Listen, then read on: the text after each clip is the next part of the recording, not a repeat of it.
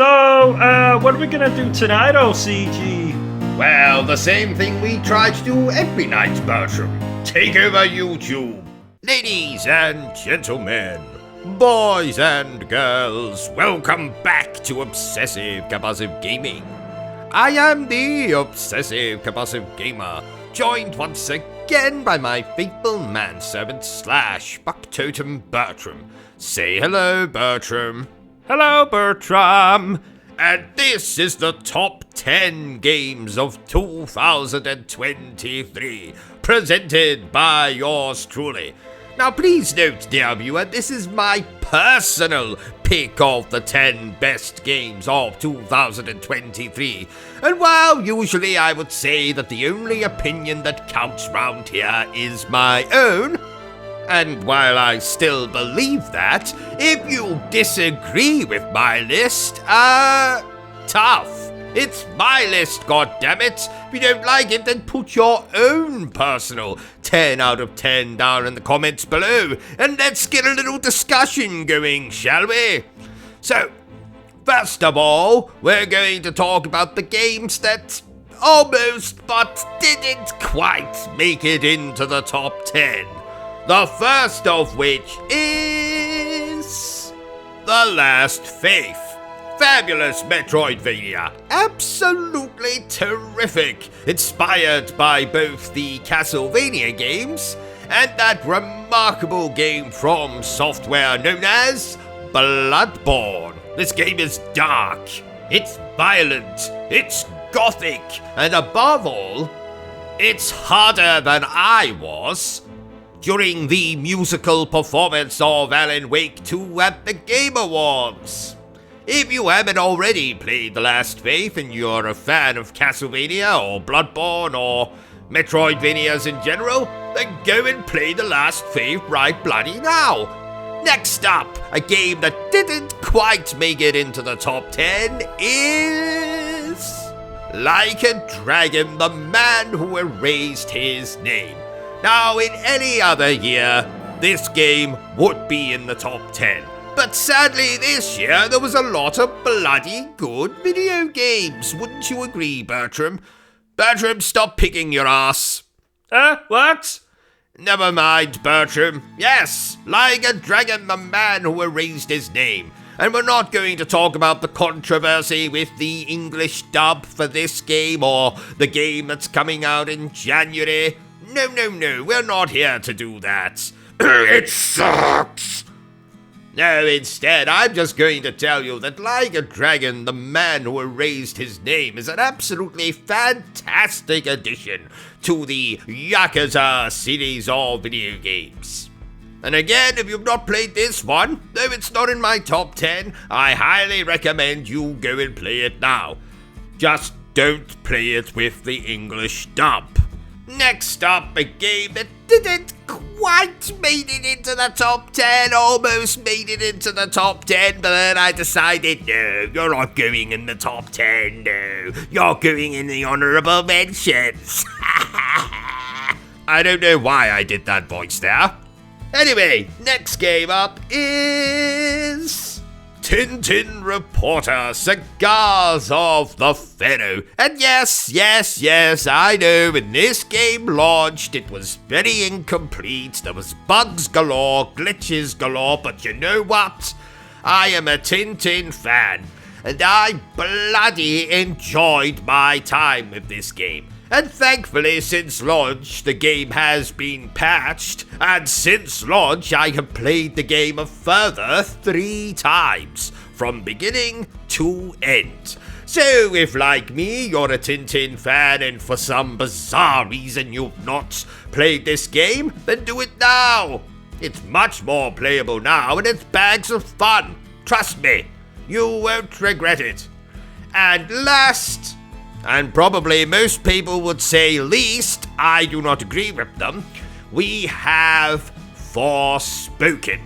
Now, this was probably nowhere near my top 10 for the year, but I decided I wanted to mention it because I think it was the most overhated video game this year.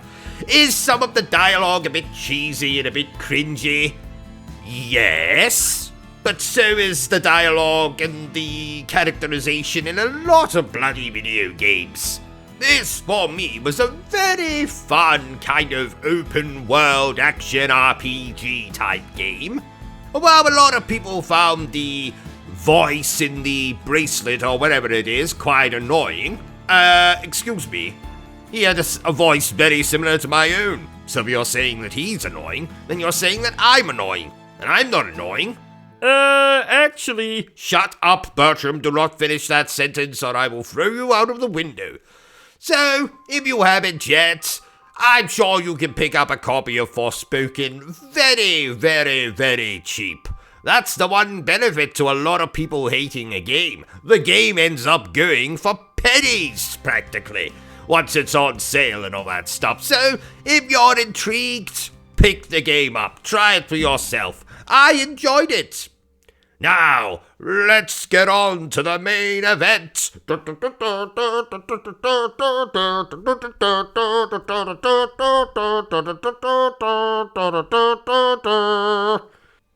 are you doing?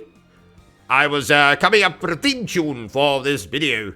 Couldn't you have asked someone to write a theme tune? Oh, good lord, no, Bertram. That would cost money. And that's something we do not have at the moment. Speaking of money, don't you dare forget to subscribe to this channel, dear viewers, and like this video. That's the only way that I'm going to get money so I can hire someone to write theme tunes for us.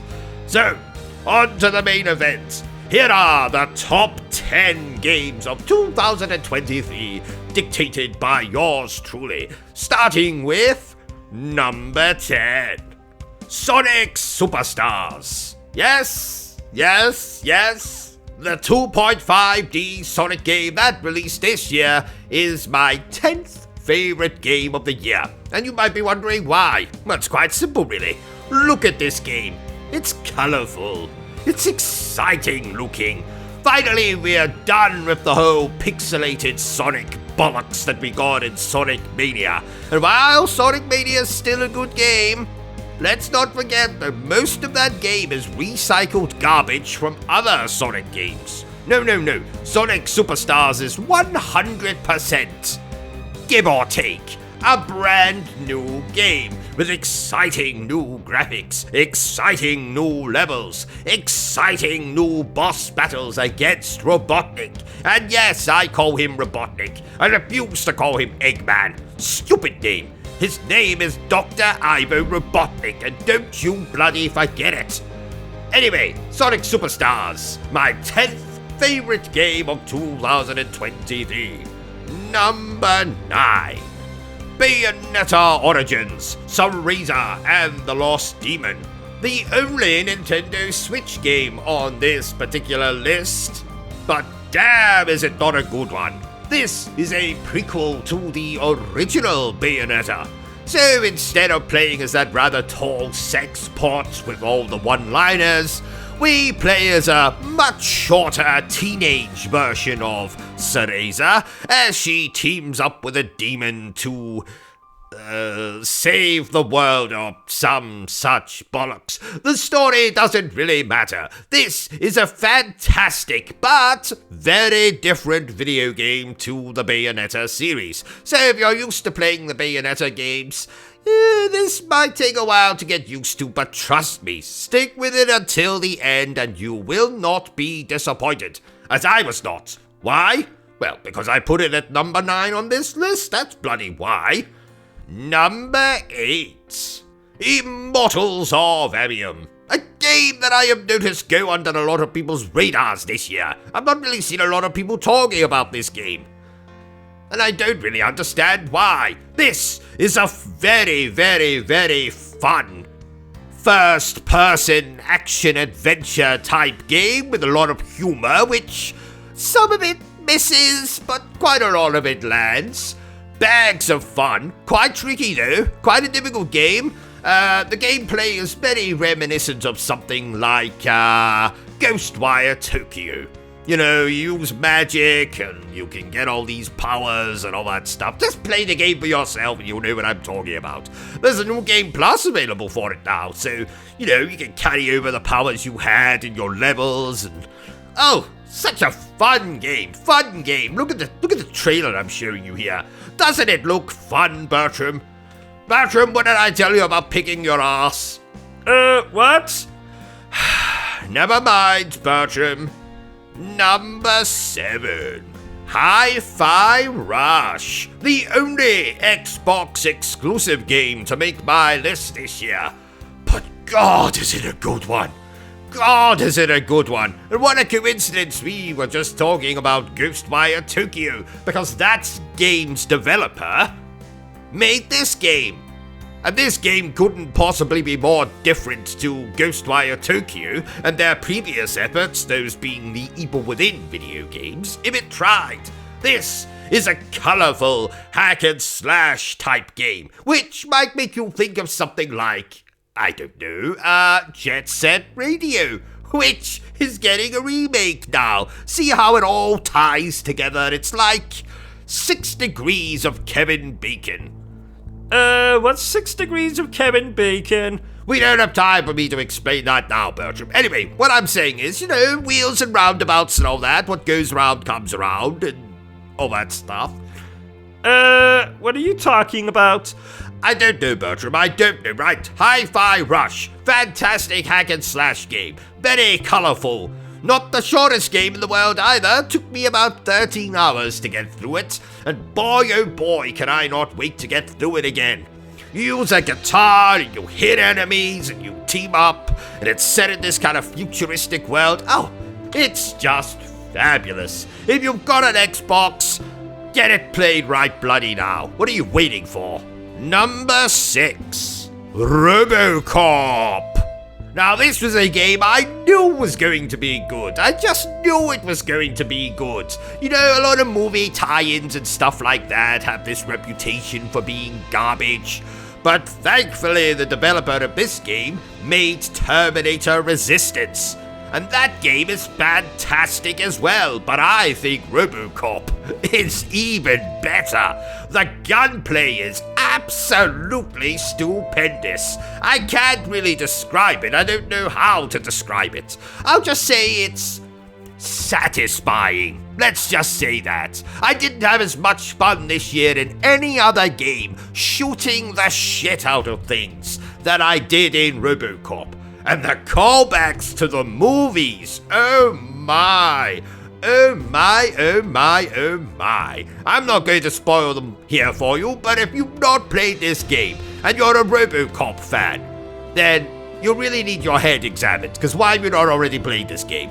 But trust me, this is the best first-person shooter of 2023. And rightfully so. The developer of this game and Terminator Resistance is to be applauded. And to think that only about 10 years ago they were making trash like Rambo the video game. Ha ha. But you like Rambo the... Shut up, Bertram. Ha ha. Let's move on. Number 5. The first of 2 remakes on this list, dear viewers. Spoilers, the Dead Space remake, and what a fantastic remake it is. Not only do we get to finally hear Isaac Clarke talking in the first Dead Space, but the entire first original game has been completely remade. This isn't some lazy cash grab remaster. No. This is a complete remake for the PlayStation 5. Kind of in the vein of how Demon's Souls was remade, but this is a much better game than Demon's Souls. Though, to be honest, I don't really like the Souls games, so it's maybe a bit unfair for me to say this game's better. But that's because it is. It's much better. So it basically takes everything from the original Dead Space that you know and love, the jump scares, the characters, the atmosphere, the weapons. Yes, I admit they kind of made Nicole look like an old woman, bizarrely. But apart from that teeny tiny little wriggle, this is the superior Dead Space in every single way. And if for some bloody unknown reason you've not played it yet, go and play it right now. That's right, you sitting in the toilet watching this video. Pull your pants up. Yes. Now do your trousers up. Good. Now march into your sitting room, turn on your PlayStation 5 and download the Dead Space remake. Do it at your earliest convenience.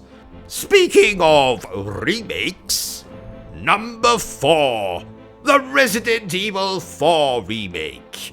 Now what can I say about this game that's not already been said? Well, I'll just share with you my experience of Resident Evil 4. I don't really like the original Resident Evil 4 anymore. I find it kind of dull. I find it kind of frustrating. I don't like Ashley as a character. That's someone, if I met them in real life, I would legitimately want to strangle them, cut their body into tiny pieces, and then mix those tiny pieces into a food blender, then take the food blender and sell it at a car boot sale. That's how much she annoyed me. And boy, the person buying that food blender at the car boot sale, they would get a hell of a surprise when they get it home and try to make a banana smoothie. I'll just tell you that. But this remake of Resident Evil 4, like the Dead Space remake before it, takes the original and completely overhauls the whole bloody thing. So now Ashley's a better character, Leon's a better character, there's more action, there's more atmosphere, it's more fun to play, the frickin' DLC is absolutely fantastic, lets you play as Ada Wong, who is amazing in this game. I don't love her voice actor. So like the Dead Space remake, that's my one teeny tiny wiggle with this game. But apart from that, Resident Evil 4 remake, Resident Evil is back. And Resident Evil 4 remake gets to join the fantastic Resident Evil 3 remake. Don't say a single word, any of you. Resident Evil 3 remake is fantastic. You're just too afraid to admit it. And the fantastic Resident Evil 2 remake. I cannot wait to see what Capcom give us next in the world of Resident Evil. Moving on to number 3. Now, before I announce my top 3, let me just say that depending on what day you ask me, these 3 games could chop and change. So today, this is my opinion on the order. If you ask me tomorrow, I might have moved number 1 to number 3, or number 2 to number 1, or number 2 to number 3, whatever. So all 3 of these games are absolutely 10 out of 10 games from me. No, not 10 out of 10. 11 out of 10. 12 out of 10. 13 out of 10. I think we get the point. Yes, I do think you get the point. So, today, on this video, my number 3 is Alan Wake 2. Honestly, well done, Remedy Games. Well done, Remedy Games. I've not played a horror game that has surprised me and pulled the rug out from under me and horrified me and made me cry and made me cheer as much as this game did this year. One particular sequence which I know everyone now knows about, the musical sequence which I did not know was in the game. As soon as I got to that, I knew this was a fucking, first swear word of the video, fucking second swear word of the video, but it's saying the same swear word from the first time, so I suppose it only counts as one. Bloody amazing game. We get to play as Alan Wake, we get to play as a new character, we get to explore more of Bright Falls, we get to explore a kind of New York kind of setting, we get to see what a Max Payne remake is going to look like. Rest in peace, James McCaffrey. Honestly, you are amazing, And I don't know I don't know if they've already recorded the voices for the remakes. I don't know if they're going to have to get someone else now. But rest in peace, man. Honestly, his death hit me hard. That was quite recent. So I'm glad I waited till now to make this video. Everything about this game, even the supporting cast, like we get to see Alan's wife again, and she's fucking fantastic. We get to see new characters like Warren Daw, and he's just stupendous. And I want to find out more about that character, because I think in playing this game, I've only just scratched the surface. I want to go through the game again and find everything. Speaking of which, when you get to the end of the game the first time, that's not the true ending. No, they save that for New Game Plus. So then you can play New Game Plus and there's all this extra stuff in the game. Trust me, I can't emphasize enough how much I love this game. You want a horror game? You got it. You want a game that's going to surprise you with musical sequences? You bloody got it. You got a game where you're not going to have the slightest idea of where it's going and how it's going to end? You have got it. Alan Wake 2 is Remedy's best game to date. By far, by a freaking country mile. Well done, Remedy. Number 3. That takes us to number 2. And as of today, my pick for the second best game of 2023 is Final Fantasy 16. Now this takes everything I adored about Final Fantasy 15 with the more focused action kind of combat, and it turns it up to 11. You want to fight against Ifrit while playing as another summon? You bloody got it. You want a deep story about brotherhood and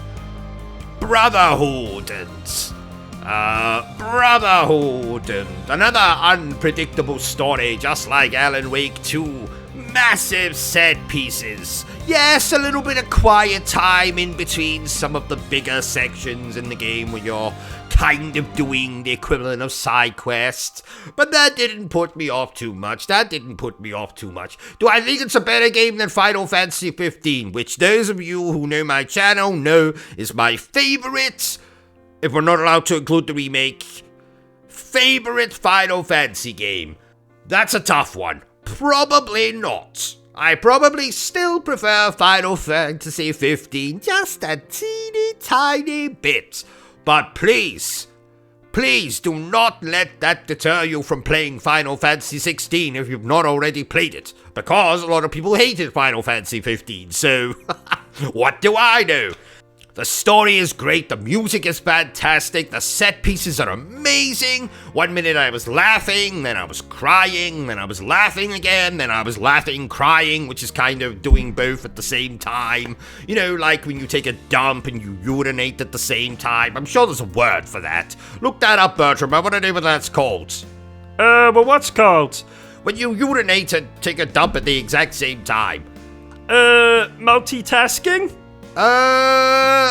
Yes, I suppose it could be called that, yes, but look up, I'm sure it's got an actual term. You look it up while I talk about the number 1.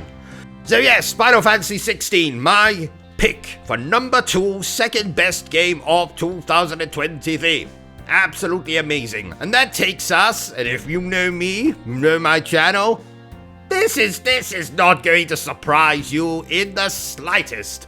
My pick for number 1 best game of the year is Baldur's... No. I'm just kidding. Baldur's Gate 3 is not on my list because fuck Baldur's Gate 3. That's all I'm going to say about it. So, my number 1 game of 2023 is Marvel's Spider-Man 2.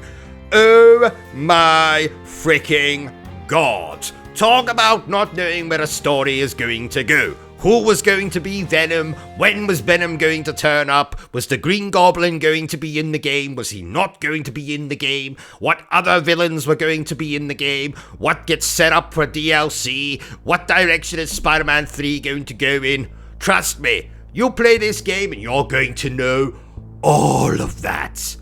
And let me just say, as someone who very rarely plays side quests, some of the side quests in this game are bloody essential. Absolutely essential. Two come to mind that I think you've got to bloody play.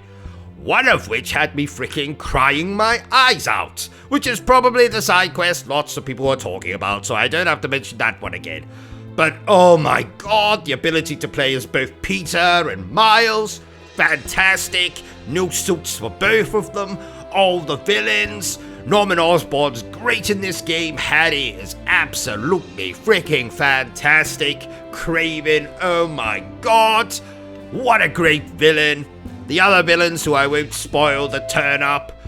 Oh, this game is, pardon the cliche I'm about to use. Why did I say use like that? That was weird the way I said use there. I might cut that out. No, I'll just leave it. I always leave it. I never edit my mistakes out. Yes, pardon the cliche I'm about to use, but this game is the true definition of an emotional roller coaster. And what else can I tell you about the game? It looks fantastic, it plays fantastic. I played through it 4 times already, even though we don't have New Game Plus yet, so every single time I start the game again, I have to get all the upgrades again and all that stuff. Haven't regretted a single second of it. Not one bad thing I can say about this game. Not one. And that's why it's my #1 favorite, bestest, greatest game of 2023. So, if you enjoyed that little video of ours, dear viewers, don't forget to give me a thumbs up. If you haven't enjoyed it, well then feel free to give me a thumbs down. And like I said, if you disagree with any of my picks, put your own picks in the comments below and we can have a discussion about it. But remember the single most important thing I always tell you, dear viewer, and that is to always stay obsessed with gaming. Say goodbye. What did I tell you, Bertram, about picking your ass? What? Never mind. Never mind. Rule on 2024, I guess. Are you still here? Oh, you must have really enjoyed this video then. In that case, you had better subscribe to the channel and check out our other content. Otherwise, you're a booby pants, and no one wants to be a booby pants.